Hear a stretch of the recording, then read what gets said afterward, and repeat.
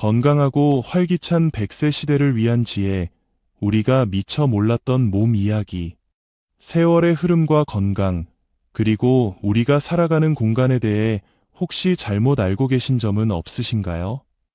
오래도록 건강을 누리시려면 어쩌면 우리가 당연하게 여겨왔던 생각들부터 차근차근 되짚어볼 필요가 있습니다. 근거 없는 믿음에서 벗어나 우리 몸을 제대로 아는 것, 그것이 건강장수의 첫걸음입니다. 오늘은 우리가 무심코 지나쳤을지도 모르는 건강 상식들에 대해 함께 이야기 나눠보겠습니다. 안녕하세요. 어르신들의 삶에 잔잔한 울림을 더하는 나의 소리갈피입니다. 나이가 들수록 고기 반찬은 줄여야 한다고, 채소가 몸에 더 좋다고 생각하시는 분들이 많으실 겁니다. 하지만 오늘 저는 조금 다른 이야기를 들려드리려 합니다. 오히려 육류를 잘 챙겨 드시는 것이 건강하게 오래 사는데 꼭 필요한 습관일 수 있다는 내용을 담은 책, 시바타 히로시 박사의 고기 먹는 사람이 오래 산다를 소개합니다. 저자는 일본에서 노화와 장수 분야를 오랫동안 연구해온 저명한 의학 박사입니다. 그는 여러 지역의 100세 이상 어르신들을 수년간 직접 만나고 조사한 방대한 자료를 통해 기존에 알려진 건강 상식들의 허점을 지적하며 실제 건강하게 장수하는 분들의 생활 습관을 생생하게 보여줍니다. 그가 특히 강조하는 장수의 비결 중 하나가 바로 충분한 육류 섭취입니다. 채식이 좋은가, 육식이 좋은가 하는 문제는 늘 의견이 분분합니다. 채식을 선호하시는 분들께는 오늘 내용이 다소 불편하게 느껴지실 수도 있겠습니다. 하지만 저자는 오랜 연구 끝에 세계적인 장수마을 어르신들이 공통적으로 고기를 즐겨 드신다는 사실을 발견했습니다. 또한 고기를 꾸준히 섭취한 분들은 뇌졸중이나 치매, 우울증 같은 질병에 걸릴 확률이 더 낮았다고 합니다. 이 책은 단순히 고기 이야기에 그치지 않고 건강과 나이 등 장수에 관한 우리의 여러 오해들을 폭넓게 다룹니다. 가령 마른 사람보다 약간 살집이 있는 사람이 더 오래 산다는 주장이나 우리 몸이 실제로 늙기 시작하는 시점 등 100세 시대를 살아가는 우리가 꼭 알아두면 좋을 유익한 정보들이 가득 담겨 있습니다. 흔히 마른 체형이 더 건강하다고 생각하기 쉬운데 오히려 약간 통통한 편이 장수에 유리하다는 내용은 기존 상식을 뒤엎는 것이라 흥미롭습니다. 오늘 전해드리는 내용들을 이것만이 정답이다라고 단정하기보다는 이런 관점도 있구나, 이렇게도 생각해 볼 수 있겠네 하고 열린 마음으로 귀 기울여 주시면 좋겠습니다. 자, 그럼 지금부터 시바타 히로시 박사의 고기 먹는 사람이 오래 산다 내용 일부를 함께 읽어보겠습니다. 건강하게 오래 사는 분들의 진짜 생활 습관, 그 비밀 속으로 함께 들어가 보시죠. 건강 장수에 숨겨진 열쇠, 고기를 가까이 하세요. 어떤 학자들은 사면이 바다로 둘러싸여 해산물이 풍부한 일본의 경우 육식이 수명 연장에 큰 영향을 미치지 않았다고 주장하기도 합니다. 하지만 이는 사실과 다릅니다. 인류의 유전자는 약 4만 년 전이나 지금이나 크게 변하지 않았습니다. 아주 드물지만 1000년 전에도 100세를 넘긴 분들이 계셨다는 사실이 이를 뒷받침합니다. 하지만 인류 전체의 평균 수명이 50세를 넘어선 것은 불과 100여 년 전의 일입니다. 흥미롭게도 뉴질랜드, 호주, 영국, 프랑스, 스웨덴, 미국 등 고기를 즐겨 먹는 서구 국가들이 먼저 평균 수명 50세의 벽을 넘었습니다. 일본인이 남녀 모두 평균 수명 50세를 넘긴 것은 1947년으로 서구 국가들보다 거의 반세기나 늦었습니다. 일본의 국민병이라 불리던 뇌혈관 질환 사망률이 1965년부터 눈에 띄게 줄어들기 시작했는데 이 시기는 살 소비량이 감소하고 육류 섭취량이 급증하던 때와 정확히 일치합니다. 1966년 10만 명을 대상으로 한 대규모 조사에서는 고기를 자주 먹는 사람일수록 뇌혈관 질환으로 인한 사망률이 낮다는 결과가 명확히 나타났습니다. 고기의 아미노산 스코어, 단백질의 질을 평가하는 지표는 달걀이나 생선과 마찬가지로 100점 만점입니다. 그렇다면 왜 달걀이나 생선만으로는 부족하고 굳이 고기를 챙겨 먹어야 할까요? 고기에는 다른 식품으로 대체하기 어려운 특별한 기능들이 숨어 있습니다. 좀 더 자세히 살펴보겠습니다. 마음의 평화를 주는 세로토닌의 원료, 트립토판이 풍부합니다. 우리 몸속에 세로토닌이라는 신경 전달 물질이 부족해지면 우울감을 느끼거나 심하면 극단적인 생각을 하기 쉽습니다. 숙면을 돕는 멜라토닌 역시 세로토닌으로부터 만들어집니다. 요즘 우울증 치료제는 세로토닌이 분해되는 것을 막는 방식으로 작용하지만 약 자체가 세로토닌을 만들어주지는 못합니다.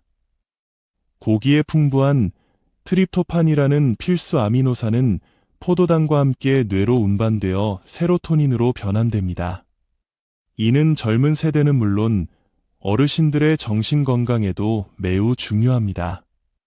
체지방 연소를 돕는 카르니틴이 풍부합니다.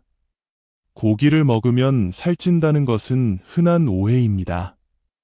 우리 몸의 지방산이 에너지로 사용되려면 세포 속 미토콘드리아라는 에너지 공장으로 들어가야 합니다. 이때 지방산을 미토콘드리아로 운반해주는 역할을 하는 것이 바로 카르니틴입니다. 카르니틴은 특히 소고기, 양고기, 사슴고기 등에 많이 들어 있습니다. 따라서 적당량의 고기 섭취는 오히려 건강한 체중 관리에 도움을 줄 수 있습니다. 노화 방패, 항산화 물질 카르노신이 풍부합니다. 몸속 콜레스테롤이 과도하게 산화되면 동맥경화의 원인이 될 수 있습니다. 고기에 함유된 카르노신 성분은 이러한 콜레스테롤의 산화를 막아주는 중요한 항산화 작용을 합니다. 흡수율 높은 햄철이 풍부합니다. 철분은 빈혈 예방에 필수적입니다. 시금치 같은 채소에도 철분이 있지만 식이섬유 등의 방해로 인해 우리 몸에 흡수되는 양은 매우 적습니다. 반면 붉은 살코기나 생선에 들어있는 햄철, 단백질과 결합된 형태의 철분은 흡수율이 훨씬 높습니다. 건강한 지방, 단일 불포화 지방산이 풍부합니다. 지방에 대한 오해도 많습니다. 우리 몸의 에너지원인 중성지방은 지방산과 글리세롤로 구성되는데 지방산에는 크게 세 종류가 있습니다. 육류지방에 많은 포화지방산은 과다 섭취 시 동맥경화를 유발할 수 있지만 체내에서 산화 노폐물을 가장 적게 만든다는 장점도 있습니다. 등푸른 생선 등에 많은 다가 불포화 지방산은 동맥경화 예방 효과가 있지만 산화 노폐물을 많이 만드는 경향이 있습니다. 올리브유에 풍부한 단일 불포화 지방산은 동맥경화를 예방하면서도 산화 노폐물을 적게 만들어냅니다. 고기에도 이로운 단일 불포화 지방산이 함유되어 있습니다. 채식주의에 대한 고찰, 생명을 존중하는 마음에서 채식을 선택하는 분들이 계십니다. 그러한 신념으로 채식을 하시는 분들은 설령 그것이 수명 단축으로 이어진다 해도 감수할 각오가 되어 있을 테니 괜찮습니다. 하지만 채식이 장수의 유일한 비결인 것처럼 주장하며 다른 이들에게까지 권하는 모습은 조금 염려스럽습니다. 사실 인류는 진화 과정에서 육식을 통해 생존해온 동물에 가깝습니다. 채식주의에도 여러 종류가 있습니다. 고기, 생선, 달걀은 피하지만 유제품은 먹는 락토 베지테리언, 유제품과 달걀까지 먹는 락토 오보 베지테리언, 생선까지 포함하는 페스코 베지테리언, 그리고 동물성 식품은 물론 관련 제품 사용까지 거부하는 비건 등이 있습니다. 우유와 달걀의 아미노산 스코어는 고기, 생선과 마찬가지로 100점입니다.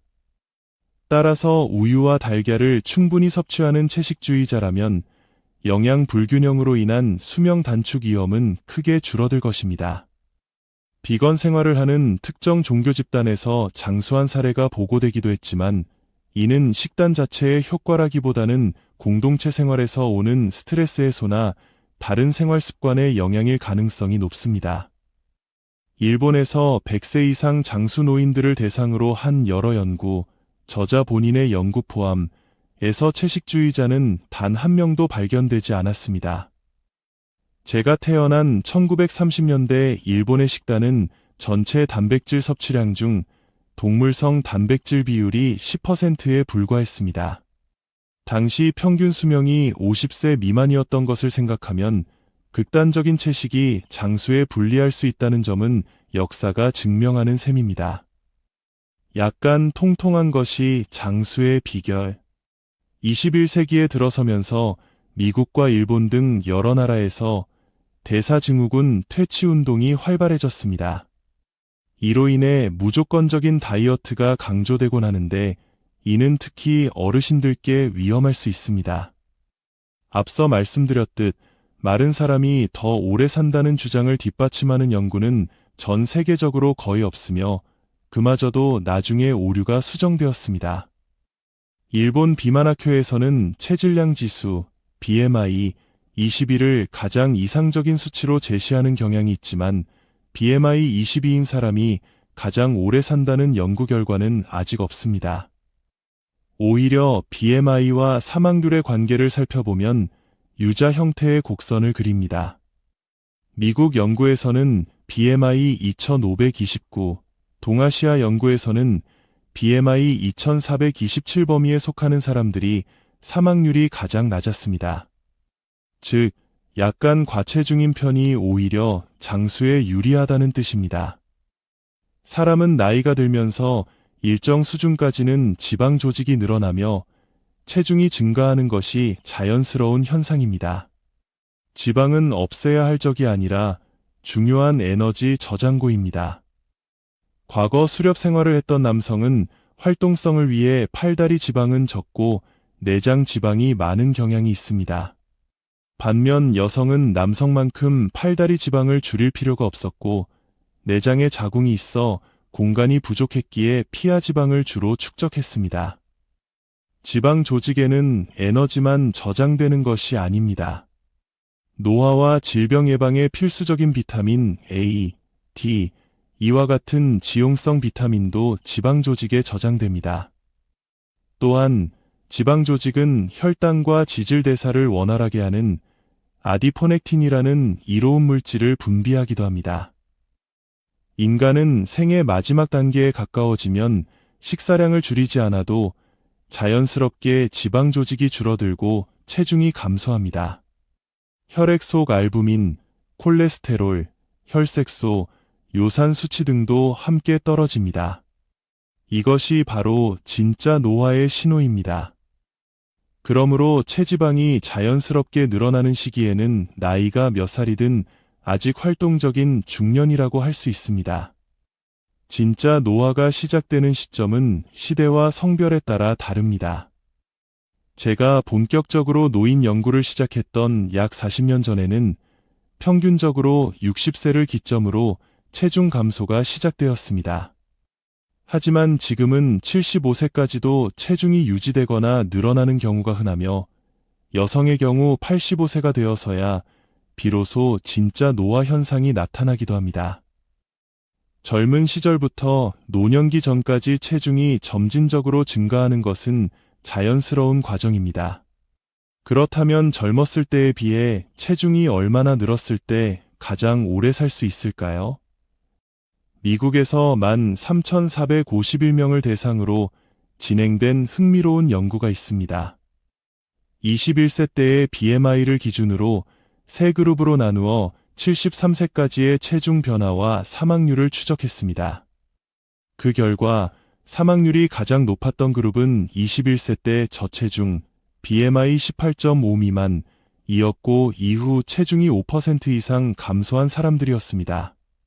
반대로 사망률이 가장 낮았던 그룹은 21세 때 저체중 또는 정상체중, BMI 18.5에서 24.9, 이었고 이후 체중이 15% 이상 증가한 사람들이었습니다. 이 연구를 간단히 요약하면 젊었을 때 마른 편이었는데 나이 들어 살이 5kg 이상 빠진 경우가 가장 수명이 짧았고, 젊었을 때 보통 체격이었는데 나이 들면서 체중이 10kg 정도 늘어난 경우가 가장 오래 살았다는 것입니다. 물론 서양인과 동양인의 체격 차이를 감안해야겠지만 노년기에 어느 정도 체중이 증가하는 것이 장수의 중요한 조건임은 분명해 보입니다. 최근에는 단순히 비만도와 사망률 관계를 넘어 비만도와 특정 질병의 치료경과 예후에 대한 연구도 활발합니다. BMI가 낮은 그룹이 만성 폐쇄성 폐질환이나 신부전 등 일부 질환에서 오히려 예후가 좋지 않다는 연구 결과들이 보고되고 있습니다. 채소, 생으로 드시기보다 익혀 드세요. 중국 전통 의학에서는 식재료를 몸을 따뜻하게 하는 성질, 차게 하는 성질, 그리고 중간 성질로 분류했습니다. 예를 들어 단호박, 파, 피망 등은 몸을 데우는 성질이 있어 추울 때 먹으면 좋고, 토마토, 오이, 무, 가지 등은 몸을 식히는 성질이 있어 더울 때 먹으면 좋다고 여겼습니다. 양배추, 당근, 양파, 표고버섯 등은 중간 성질이라 언제 먹어도 무방하다고 보았습니다. 제가 중국을 여러 차례 방문하며 다양한 식사를 경험했지만 중국 요리에서 생채소를 본 기억은 거의 없습니다. 대부분의 채소는 기름에 볶거나 찌는 등 익혀서 나왔습니다. 생채소를 즐겨 먹는 식습관은 육식 문화와 함께 서양에서 유래한 것으로 보입니다. 일본에서도 돈가스에 양배추 샐러드를 곁들이는 등 오래전부터 일부 존재했지만 본격적으로 식탁의 생채소가 자주 오르기 시작한 것은 육류 소비가 늘어난 최근 30에서 40년 사이의 일입니다. 식물은 자신을 보호하기 위해 겉껍질에 큐티클이라는 단단한 막을 가지고 있습니다. 이 보호막을 기름과 열을 이용해 부드럽게 해주지 않으면 그 안에 숨겨진 영양 성분들이 제 힘을 발휘하기 어렵습니다. 또한 생으로 먹기 좋은 잎채소들은 상대적으로 식이섬유 함량이 적고 찌거나 삶으면 비타민이 물에 녹아 빠져나가기 쉽습니다. 따라서 충분한 영양 섭취가 중요한 어르신들의 식사를 준비할 때는 기름을 두르고 불에 익히는 중국식 조리법, 볶음 등을 활용하는 것이 좋습니다. 채소는 익히면 부피가 줄어들고 부드러워져서 더 많은 양을 편안하게 드실 수 있다는 장점도 있습니다. 평소 몸이 차다고 느끼시는 분들은 특히 생채소 섭취를 줄이시는 것이 좋습니다. 채소 주스나 수프 형태로 따뜻하게 데워 드시는 것도 좋은 방법입니다. 꼭꼭 씹는 즐거움, 건강의 시작입니다. 음식을 먹고 대화하고 숨쉬는 입의 기능은 우리 생명 유지에 필수적입니다. 이중 씹는 행위도 매우 중요합니다. 어르신들의 씹는 힘, 저장력과 전신 건강 상태를 조사한 결과 씹는 힘이 좋을수록 전반적인 체력이 우수하다는 사실이 밝혀졌습니다.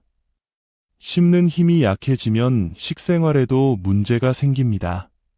씹고 소화시키는데 에너지가 많이 드는 고기, 생선, 콩류, 지방 섭취는 줄어드는 반면 소화 흡수가 쉬운 부드러운 음식이나 단 과자류를 더 찾게 됩니다.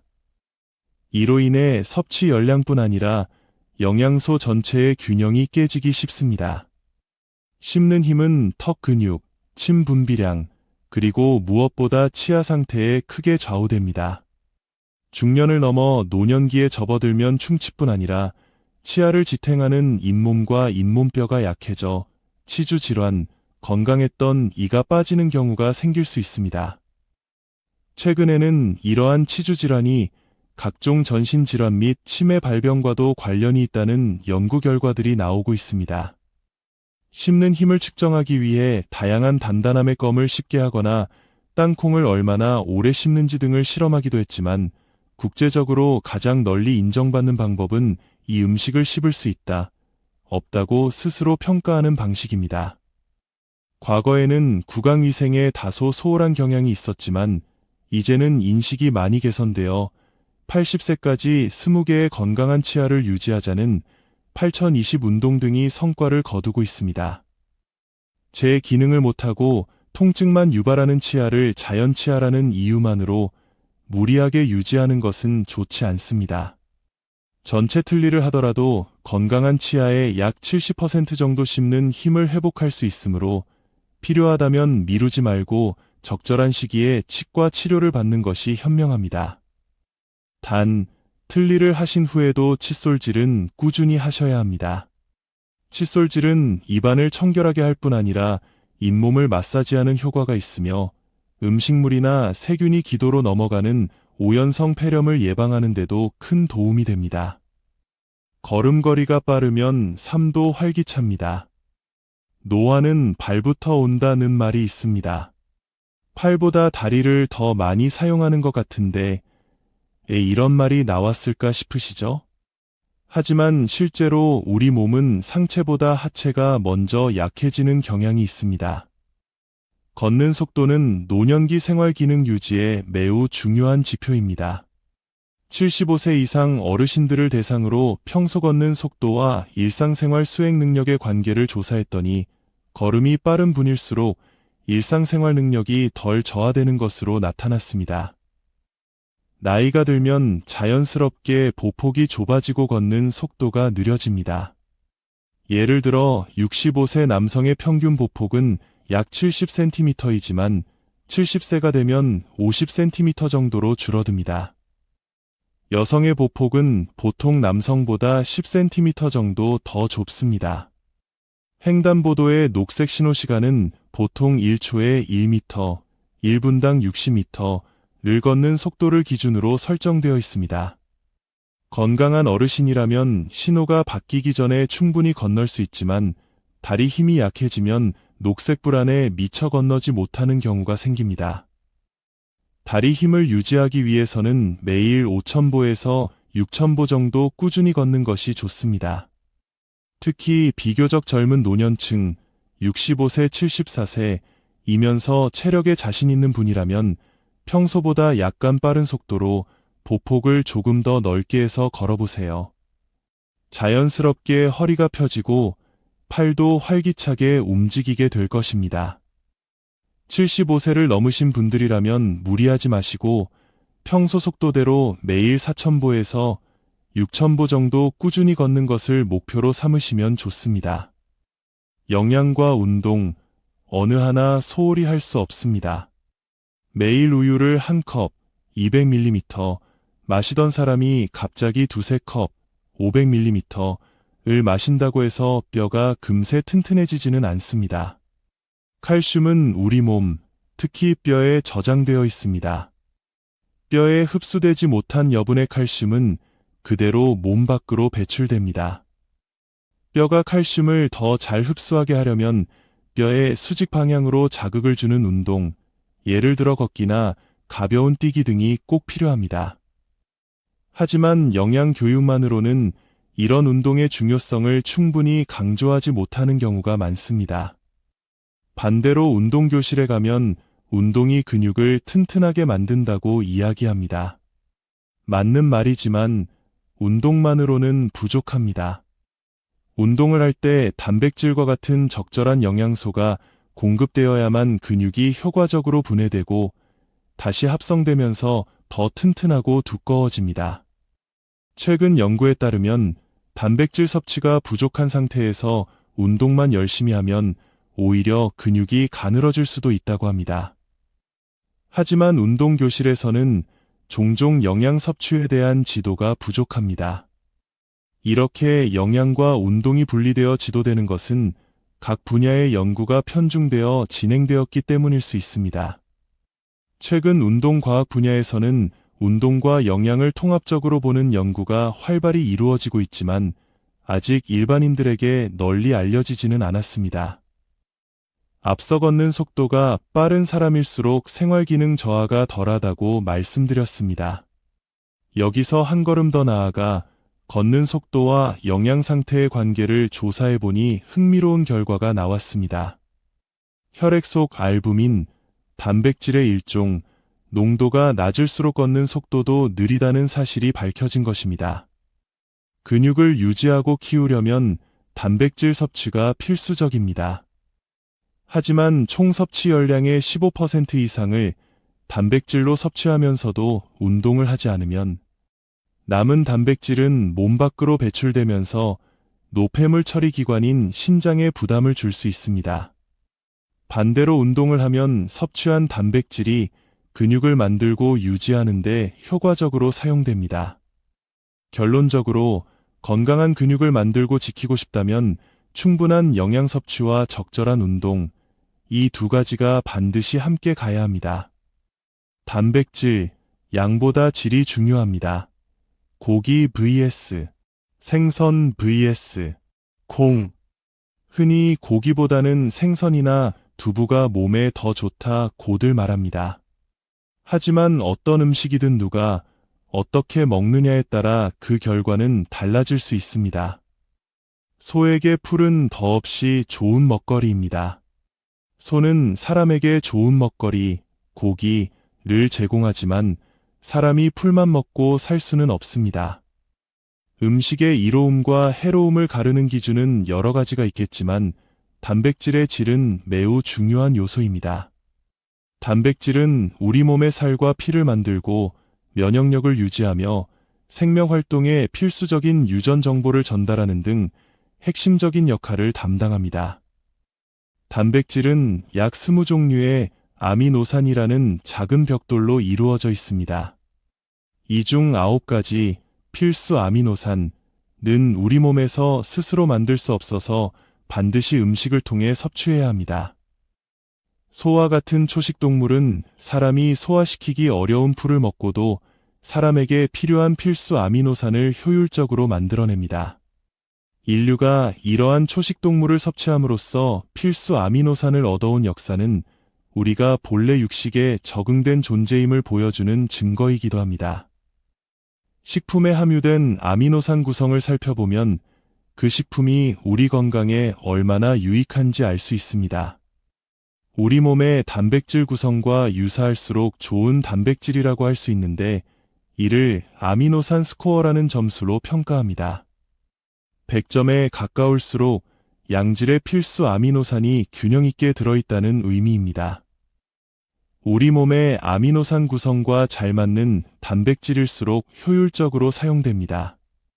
이를 설명하는 재미있는 비유가 나무통 이론과 형지 이론입니다. 나무통 이론은 단백질을 여러 개의 나무 판자로 이은 통에 비유합니다. 각 나무 판자는 서로 다른 필수 아미노산을 나타냅니다. 이 통에 물을 부으면 어떻게 될까요? 물은 가장 낮은 높이의 나무 판자까지만 채워질 것입니다. 즉, 특정 필수 아미노산이 부족하면 다른 아미노산이 아무리 많아도 그만큼만 활용되고 나머지는 낭비된다는 뜻입니다. 예를 들어 흰쌀, 정백미의 경우 리신이라는 필수 아미노산이 상대적으로 부족합니다. 따라서 쌀밥을 아무리 많이 먹어도 리신 함량만큼만 단백질 합성에 이용되고 다른 아미노산들은 충분히 활용되지 못하는 셈입니다. 형지 이론은 단백질 식품을 옥감해 아미노산을 옥본, 형지에 비유합니다. 우리 몸의 아미노산 구성과 잘 맞는 형지일수록 옥감을 낭비 없이 효율적으로 재단할 수 있습니다. 두 이론 모두 우리 몸의 단백질 구성과 맞지 않아 쓸모없어진 아미노산이 오히려 몸에 부담을 줄 수 있다고 지적합니다. 여분의 아미노산을 처리하기 위해 신장, 간 등 여러 장기가 무리하게 되고 이는 노화, 동맥경화, 암 등을 촉진할 수 있다는 것입니다. 식품별 아미노산 스코어를 보면 달걀, 생선, 고기는 100점 만점입니다. 콩은 86점, 흰쌀은 65점, 밀가루는 44점 정도입니다. 여기서 생선이라고 표현한 이유는 오징어나 조개류 같은 하등 동물일수록 아미노산 스코어가 낮아지기 때문입니다. 해파리는 단백질 공급원으로서 가치가 거의 없습니다. 세계 여러 나라의 식생활과 평균 수명을 비교한 연구들을 보면 총 단백질 섭취량 중 동물성 단백질 비율이 50%를 넘지 않는 국가들의 평균 수명은 그리 높지 않습니다. 반면 동물성 단백질 섭취 비율이 70%를 초과하는 국가에서는 동맥경화성 심장질환 발병률이 높아지는 경향이 있습니다. 이는 적절한 균형이 중요함을 시사합니다. 물론 아미노산 스코어만으로 음식의 가치를 전부 평가할 수는 없습니다. 똑같이 스코어가 100점인 달걀, 고기, 생선이라도 각각 함유하고 있는 지방의 종류나 비타민, 미네랄 등 생리 활성 물질이 다릅니다. 채소의 비타민, 미네랄, 식이섬유 역시 우리 몸에 매우 중요합니다. 예를 들어 콩에 풍부한 이소플라본은 여성 호르몬과 유사한 작용을 하여 동맥경화나 전립선암 예방에 도움을 줄 수 있습니다. 여기서 우리가 꼭 기억해야 할 점은 이것입니다. 어떤 음식이 무조건 좋거나 나쁘다고 단정 짓는 것은 위험할 수 있습니다. 미디어가 만들어내는 자극적인 정보에 휘둘리기 쉽습니다. 오랜 세월 인류가 먹어왔고 지금도 먹고 있는 음식 중에 본질적으로 해로운 것은 거의 없습니다. 동시에 마냥 많이 먹어서 좋은 음식도 절대로 먹어서는 안 되는 음식도 없습니다. 중요한 것은 누가 얼마만큼 먹느냐에 따라 그 결과가 달라진다는 사실입니다. 오래 살면 더 오래 알아눕는다. 그렇지 않습니다. 과거 기아와 전염병으로 속수무책으로 목숨을 잃던 시절에 비하면 현대에는 일정 기간 병상에 누워 있다가 임종을 맞이하는 경우가 많아진 것은 사실입니다. 이 때문에 오래 살수록 아픈 기간도 길어진다고 생각하기 쉽습니다. 하지만 이러한 통계 중에는 요양시설에 계신 어르신들만을 대상으로 조사하여 와병 기간이 길게 나타나는 경우도 있습니다.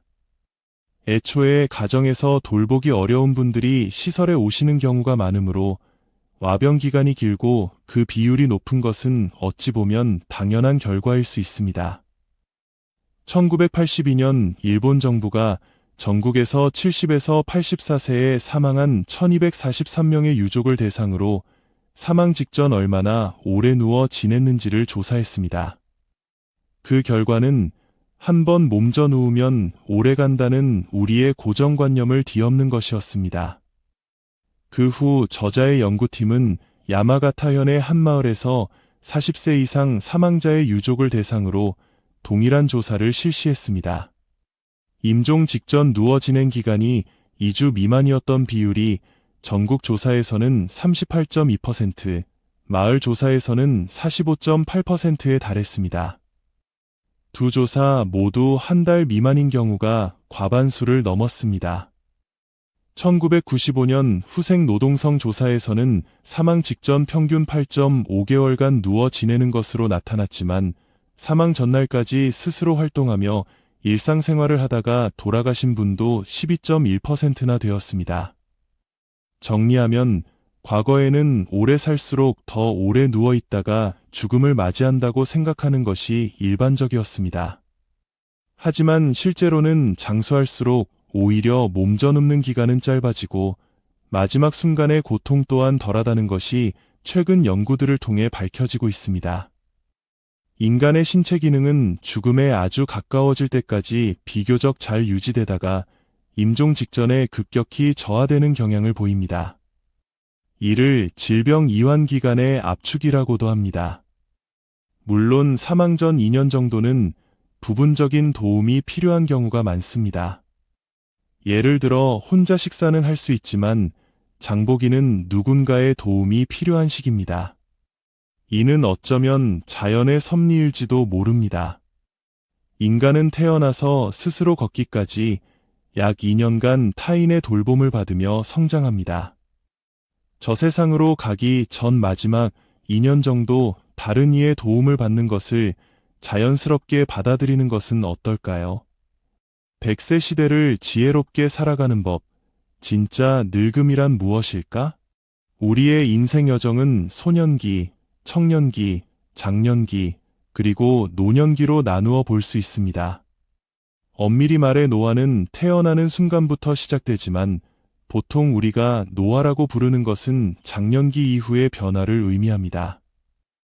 젊은 시절의 생활 습관이나 건강 상태가 미래의 노화에 어떤 영향을 미칠지는 예측하기 어렵습니다. 근육과 뼈는 20대 초반의 성장을 멈추고 그 후로는 서서히 약해집니다. 만약 노화 속도가 모든 사람에게 동일하다면 20대 초반의 상태로 미래를 예측할 수 있겠지만 실제로는 개인차가 크고 20대 이후의 생활 방식과 영양 상태에 따라 크게 달라집니다. 많은 분들이 건강하게 늙으려면 젊을 때 무엇을 신경 써야 하나요? 라고 묻습니다. 여러 가지 조언을 드릴 수는 있지만 명확한 정답은 없습니다. 전 세계 어디에도 동일한 집단을 20세부터 사망할 때까지 추적 조사한 연구는 없기 때문입니다. 설령 가능하다고 해도 연구자가 결과를 보기 전에 먼저 세상을 떠날 것입니다. 이제는 일본 여성의 40% 이상이 90세를 넘기는 시대입니다. 이른바 후기 고령자, 보통 75세 이상가 늘어나면서 노년기를 좀 더 세분화해서 생각할 필요가 생겼습니다. 현재 정책적으로는 노년기를 전기 65에서 74세와 후기 75세 이상로 나누고 있지만 이 분류가 현실과 맞지 않다는 비판도 있습니다. 여기서 중요한 것은 노년기의 모습과 기간이 사람마다 매우 다르다는 사실입니다. 통계적으로는 후기 노년기에 각종 장애 위험이 높아지는 것이 사실이지만 이는 평균적인 이야기일 뿐 개인차는 매우 큽니다. 그렇다면 인간은 언제부터 진짜로 늙기 시작하는 걸까요? 무엇을 기준으로 판단해야 할까요? 참 어려운 질문입니다. 시력을 기준으로 하면 40대부터, 청력은 50대부터 노화가 시작된다고 볼 수 있습니다. 근육과 뼈는 20대부터 약해지기 시작합니다. 여성의 피부 나이는 25세부터 꺾인다는 말도 있습니다. 하지만 이런 변화들은 삶의 과정에서 나타나는 현상의 일부일 뿐 진정한 의미의 노화라고 보기는 어렵습니다. 앞서 말씀드렸듯이 근육과 뼈가 약해지더라도 몸의 지방이 자연스럽게 늘고 있는 동안은 아직 노년기가 아닙니다. 예전과 똑같이 식사하고 활동하는데도 특별한 이유 없이 체중이 줄어들기 시작할 때 비로소 진짜 노화가 시작된다고 볼 수 있습니다. 이 단계가 되면 혈중 콜레스테롤, 알부민, 혈색소, 요산 수치 등도 함께 낮아지는 경향을 보입니다. 약 40년 전에는 이러한 현상이 평균 65세경에 시작되었지만 지금은 그 시기가 75세 이상으로 늦춰졌습니다. 이 또한 개인차가 매우 큽니다. 일정 수준까지 노화가 진행된 사람이 죽음에 이른다고 본다면 노화의 시작이 늦은 사람일수록 더 오래 살 가능성이 높다고 추측해 볼 수 있습니다. 어떤 전문가들은 전기 노년기에는 사회 활동이 가능하지만 후기 노년기에는 어려워진다고 말하기도 합니다. 하지만 75세 이상 어르신들을 실제로 조사해보면 도움이 필요한 분은 약 7.5%, 요양이 필요한 분은 약 21.9% 정도입니다. 즉, 후기 노년기에 접어든 어르신들의 70% 이상이 여전히 자립적으로 생활하고 계시다는 의미입니다. 후기 노년기에도 얼마든지 사회에 기여하는 활동을 할 수 있습니다. 전기 노년기와 후기 노년기의 활동 내용이 달라져도 괜찮습니다. 신체 일부에 불편함이 생기더라도 다양한 사회공헌 활동 중에서 자신이 할 수 있는 일을 찾으면 됩니다. 1980년대 중반 장수마을로 유명한 오키나와의 오기미손을 방문했을 때의 일입니다. 당시 오기미손은 여성 평균 수명이 일본 전체 1위였습니다. 이 마을은 전통적으로 남성들은 건설업 등으로 예지에 나가 일하고 여성들이 집을 지키며 살아왔습니다. 그곳에서 전혀 걷지 못하는 90세 할머니 한 분을 만났습니다. 할머니는 집 앞 텃밭까지 무릎으로 기어가 밭일을 하고 계셨습니다. 제가 말을 걸자 더없이 밝은 얼굴로 파초, 바나나와 비슷한 식물을 돌보는 중이라고 대답하셨습니다. 몸이 불편하면 당연히 누군가의 도움을 받아야 하고 일은 할 수 없다는 장애에 대한 일반적인 인식이 전혀 느껴지지 않는 그 모습에 큰 감동을 받았습니다. 도쿄 근교의 한 도시에서 만난 83세 남성은 뇌경색 후유증으로 가까운 거리도 이동하기 어렵고 대소변 처리도 다른 사람의 도움을 받아야 하는 상태였습니다. 그런데도 그는 아직 움직일 수 있는 왼손으로 능숙하게 컴퓨터를 조작하고 있었습니다. 젊은 시절 대기업 임원이었던 그는 한 달에 한 번 정도 회사 후배들의 요청으로 인사관리에 대한 조언을 해주고 있다고 했습니다. 최근 인간은 120세까지 살 수 있다는 이론이 발표되기도 했습니다. 혈관 나이나 염색체 연구 등을 바탕으로 한 이론이지만 실제로 100세를 훌쩍 넘긴 장수 노인들이 존재하기에 더욱 설득력 있게 들립니다. 저는 지금까지 여러 명의 100세 이상 장수 어르신들을 만나 뵈었습니다. 이유는 정확히 알 수 없지만 그분들과 이야기를 나누다 보면 이상하게 마음이 편안해지는 것을 느낍니다. 100세를 넘긴 어르신들은 무언가를 특별히 해서가 아니라 그 존재 자체만으로도 우리 사회에 큰 기여를 하고 계신다는 생각이 듭니다. 노화라는 말에 미리 겁먹지 마십시오. 나이가 몇 살이든 몸 상태가 어떻든 우리에게는 여전히 할 일이 있고 그 일을 통해 더 건강하고 활기차게 살아갈 수 있다는 사실을 모두 기억하셨으면 좋겠습니다. 시바타 히로시 박사의 고기 먹는 사람이 오래 산다 내용 일부를 함께 읽어보았습니다. 저자의 말처럼 오랜 세월 사람들이 먹어온 음식 중에 절대적으로 해로운 것은 없을 것입니다. 또한 마냥 많이 먹어서 좋은 것도 절대로 먹어서는 안 되는 것도 없습니다. 중요한 것은 나에게 맞는 균형을 찾아가는 지혜가 아닐까 생각합니다. 어르신들의 건강하고 행복한 매일을 응원합니다.